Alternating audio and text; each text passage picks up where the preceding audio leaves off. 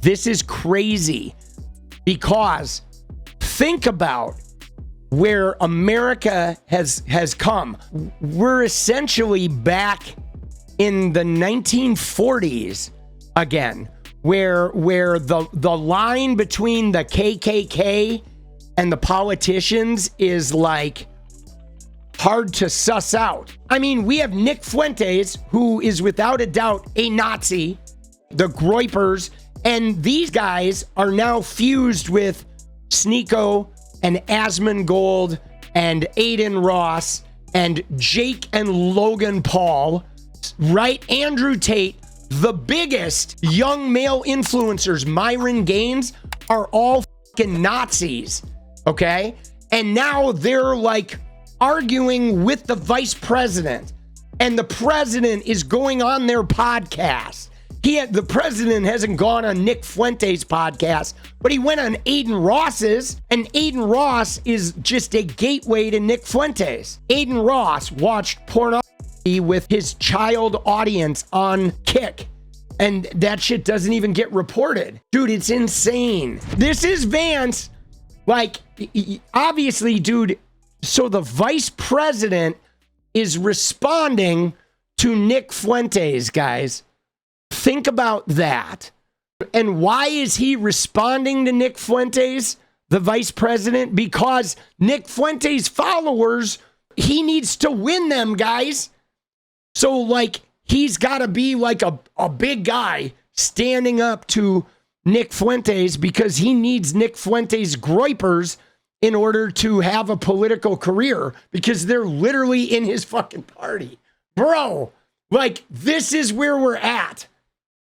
Press Secretary Jen Psaki made some comments suggesting that your wife, the Second Lady, needed to be saved from you. How do you feel about comments like that being made while you're here with the Second Lady? J.D. Vance has for months faced mounting pressure to censure Nick Fuentes and his army of Groypers, right? Boisterously racist and anti-Semitic supporters known as Groypers. Speaking exclusively to Unheard at the vice president's residence on Friday, he doesn't mince his words. Let me be clear, he says, anyone who attacks my wife, whether their name is Jen Psaki or Nick Fuentes, can eat shit. That's my official policy as vice president of the United States. It's insane where we're at. That these guys, these Groypers, they are literally one removed step away from the White House, dude. Like, we're there. We are, when they say make America great again, we're already again. They made America again. Right? It ain't great because it wasn't great the last time we were there, but we are literally back in the 50s, guys. I cannot go a day without being called the N-word, the F-slur. I get called that every day now. Every single day I get called the F-slur and the hard R.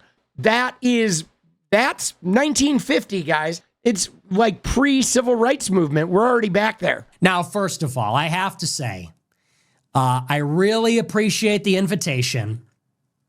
It's very gracious. I've said a lot of negative things about J.D. Vance. So for him to extend an invitation like that to me, to have dinner, a traditional Indian dinner with him and his family, it actually moved me. It actually touched me a little bit. I said, I've been nothing but antagonistic to this guy, really unprovoked. I started the beef. And so for him, in the spirit of the holiday, in the spirit of Christmas, for him to extend an invitation in public like that, to enjoy a traditional Indian dinner prepared by his wife with his family at the Naval Observatory, he's a better man than me. Yeah, so you see that? Like, he took the eat shit and turned it into a slam on Indian cooking. So he just tied it back to his little racism. And like, dude, it's pretty trashy. But man, he's feeding his base, okay? His teenage Groyper base. They love this. Their Groyper guy is now arguing with the vice president, which means all of these Groyper loser shitters are now like, they're in the White House, guys, right? Because to them, Nick Fuentes, if he's arguing with the vice president, they're arguing with the vice president. And at AmFest, everybody was talking about him. Now, this is a problem, though, for J.D. Vance, because J.D. Vance can't really win without these guys. I don't think the Republican coalition is thick enough that he can win without these guys. So then it becomes like, how is Vance, if he needs these guys to win, what kind of olive branch is he going to extend to them? Because he has extended a little. Oh, you don't need to apologize for being white anymore. He's given the Groypers a little bit, but like, he needs the Groypers or he can't win. But respectfully, I must decline. That's sort of the whole point. I don't want to eat shit. Kind of the whole point. We don't want them here because we don't want to eat shit. I know they do that in India. I know they literally eat cow shit. I know that they will scratch their ass and then prepare food and eat shit that way also. Dude, what is he We don't want them here because... Dude, what is he talking about? See, this is crazy because I guarantee you, okay, the people that are scratching their ass and then eating food with their hands is his fucking followers, bro.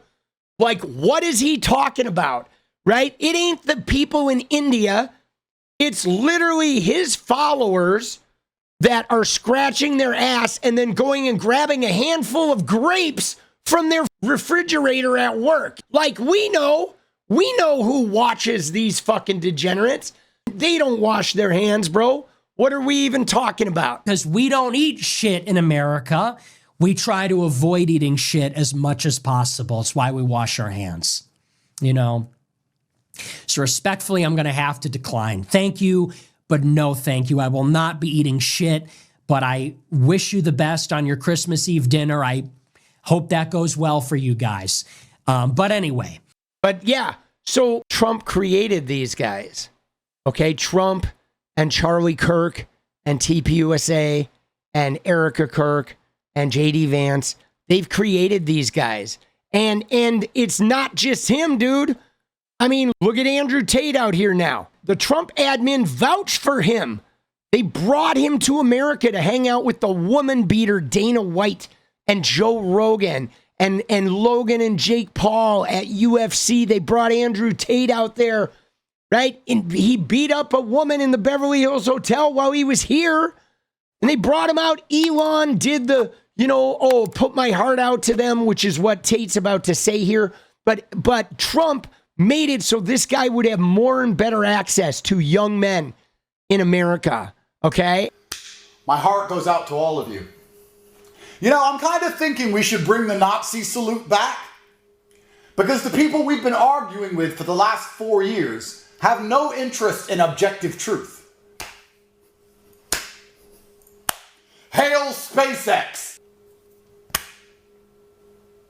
And Elon did it and denied it. And then I saw somebody mention that clavicular guy. So I had never heard of that clavicular guy until recently, but he's like a white Chad who says the N-word and puts down women, berates OnlyFans models, and is just another one of these toxic loser, scared little boy, little fucking shits that is like becoming super famous because he's feeding that incel gamer machine. The young men in America are like so fucked right now. The influencers that are feeding them are like so like low grade scared little boys that are all like posturing with all kinds of like, that 1950 slur shit. But I will tell you this, guys, after being in the gaming world for 4 years, I was in the gaming world and I built a pretty sizable community in the Fortnite gaming world. All I can say is the people that are in the headsets talking to your children and like teaching your children how to be men, it's fucking scary, some of these guys. And a lot of the adults aren't hearing about this because it's not finding its way into their feeds.